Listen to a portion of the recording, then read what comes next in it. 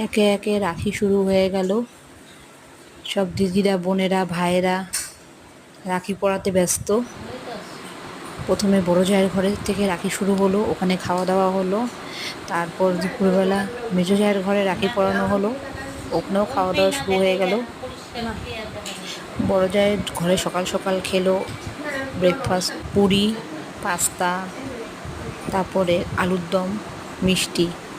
আর মেজো জায়ের ঘরে খাওয়া দাওয়া হলো ভাত, ডাল, পটল ভাজা, ইলিশ মাছ, কাতল মাছ, মাংস। তারপর এরপর সবার শেষে সন্ধ্যের পর সব আয়োজন করলাম আমি। আমার ঘরে অনুষ্ঠান শুরু হয়ে গেল।